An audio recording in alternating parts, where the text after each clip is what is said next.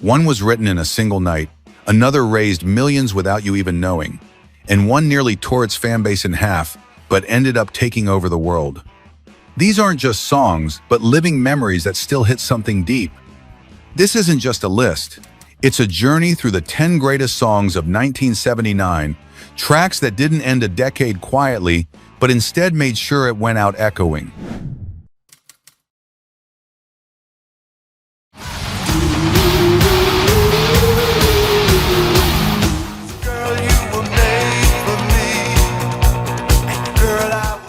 In 1979, Kiss made one of the boldest moves of their career with I Was Made for Lovin' You. Known for their hard rock image, the band shocked fans by stepping into the disco scene. The track was part of their album Dynasty and quickly climbed international charts, becoming one of their most commercially successful songs to date. The idea came partly from label pressure to produce a radio-friendly hit. Paul Stanley co-wrote the song with Desmond Child and Vinnie Pancha, aiming to blend disco rhythms with rock elements. What started as a tongue-in-cheek experiment turned into a polished track that redefined the band's sound without entirely abandoning their roots. The production leaned heavily on a pulsating bass line, a steady four-on-the-floor beat, and catchy hooks designed for dance clubs. Despite internal band tensions and mixed fan reactions, the song's massive appeal extended far beyond Kiss's usual rock audience. It topped charts in several countries and gave the band new visibility in mainstream pop.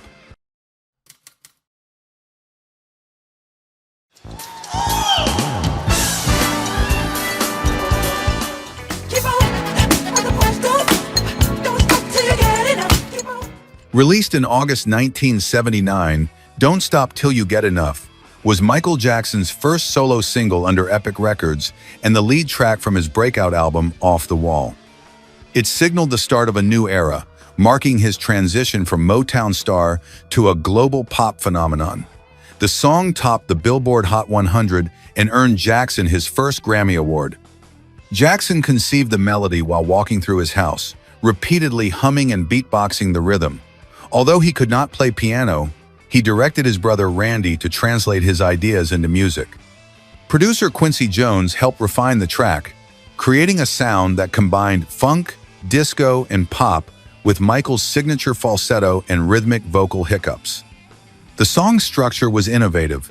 It opens with a spoken word intro and gradually layers bass lines, strings, and percussion into a full groove. It stood out for its complexity and danceability, pushing pop music toward a new level of production detail and personal style. The lyrics embrace celebration and motion without veering into cliché, setting a tone for the decade ahead.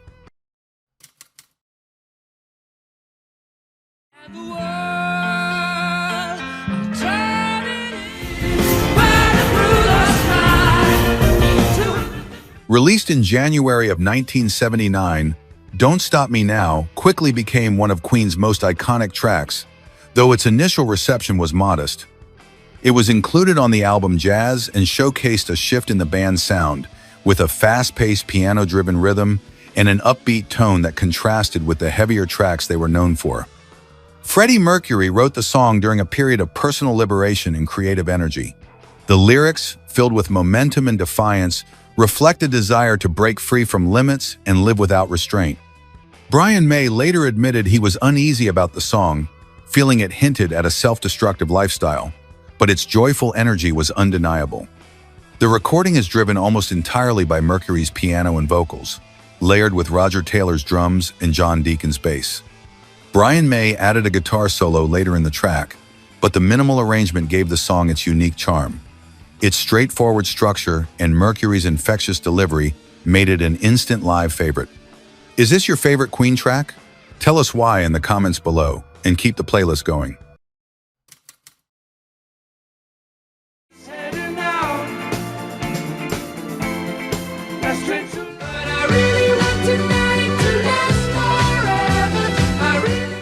Last Train to London was released in November of 1979 as part of Electric Light Orchestra's album, Discovery.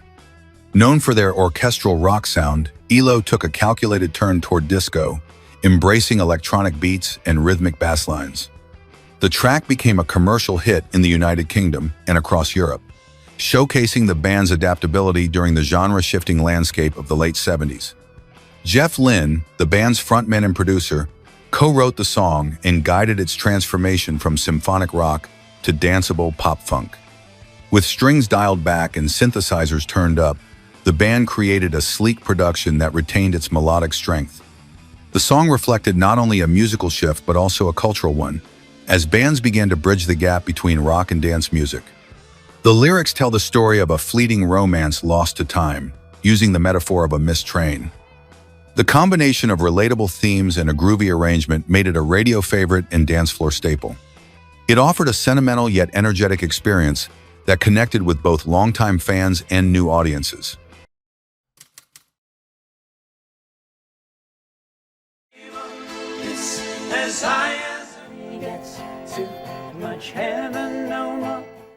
Too Much Heaven was released in late 1978, but it rose to prominence and left its biggest mark in early 1979. Written by the Bee Gees during the peak of their popularity, the song took a softer turn from their usual disco energy, highlighting their signature harmonies in a heartfelt ballad. It reached #1 on the Billboard Hot 100 and top charts around the world. The track was created during a songwriting break in Miami, where the Gibb brothers were challenged to write a song each day. Too Much Heaven was composed in a single afternoon and recorded shortly after. Its lush orchestration, built around layered falsetto harmonies and gentle rhythm, stood out from the era's disco-dominated soundscape. What truly set the song apart was the purpose behind it. The Bee Gees donated all proceeds from the single to UNICEF as part of the International Year of the Child in 1979. The initiative raised over $7 million, turning the song into more than a hit. It became a global gesture of goodwill.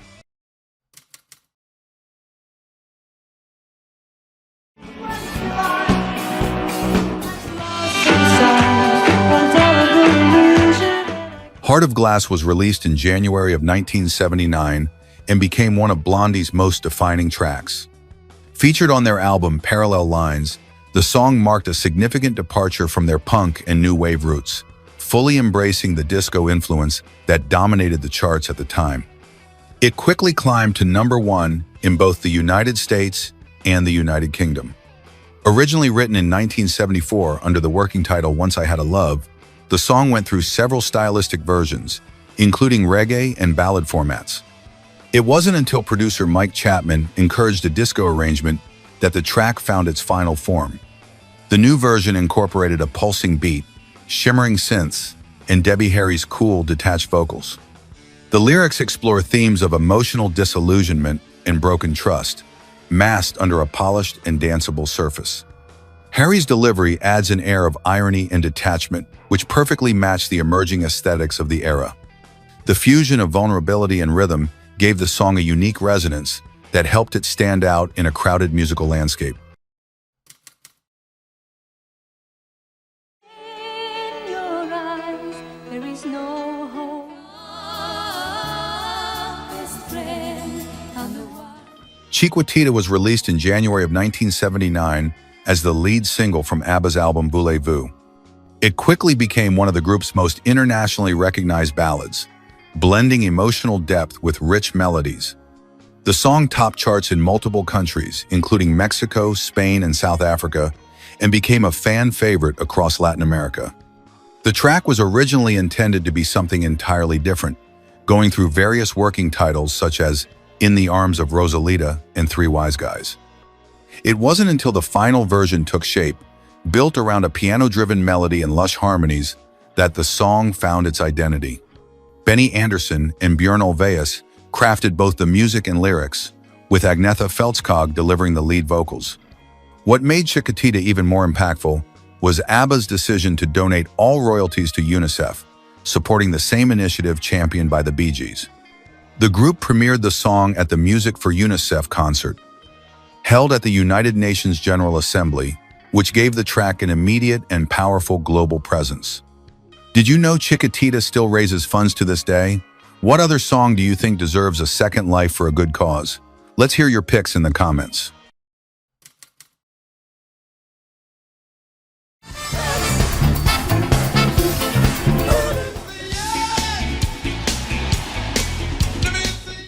Boogie Wonderland was released in April of 1979 and instantly became a disco-era anthem. Featuring the emotions on vocals, the song appeared on Earth, Wind and Fire's album I Am. With its infectious rhythm and high-energy arrangement, it secured top 10 spots in several countries and lit up dance floors worldwide. The track was inspired by the film Looking for Mr. Goodbar, which portrayed a woman seeking emotional escape through nightlife. Lyricists Allie Willis and John Lind infused the song with a subtle narrative about finding temporary relief from life's disappointments on the dance floor. Beneath its glittering sound lies a theme of escapism wrapped in motion. Produced by Maurice White and Al McKay, the song combines tight funk instrumentation with soaring vocals and a steady disco beat. The addition of the emotions harmonies brought a sense of euphoria and intensity that helped it cross genre boundaries and appeal to a broader audience.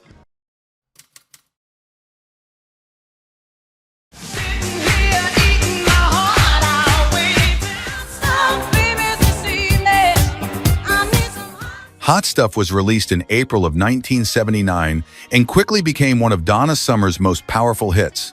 It appeared on her double album Bad Girls and marked a bold fusion of disco and rock. The song reached #1 on the Billboard Hot 100 and earned her a Grammy Award for Best Female Rock Vocal Performance, making her the first woman to win in that category. Co-written by Pete Bellotte, Harold Faltermeyer, and Keith Forsey, the song stood out for its prominent use of electric guitar, a rare choice in disco music at the time. Jeff Baxter, formerly of Steely Dan and the Doobie Brothers, played the guitar solo that gave the track its edge and distinctive crossover sound. Donna Summer's performance was commanding and confident, combining vocal precision with raw energy.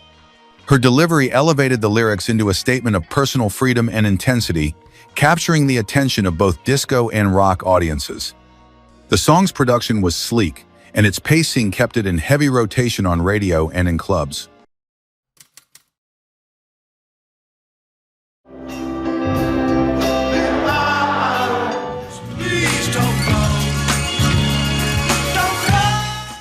Please Don't Go was released in July of 1979 and became the first #1 hit of the 1980s when it topped the Billboard Hot 100 in January. It marked a surprising shift in tone for KC and the Sunshine Band, who were previously known for their upbeat disco anthems. The song was their first ballad and served as a soft-spoken farewell to a fading musical era.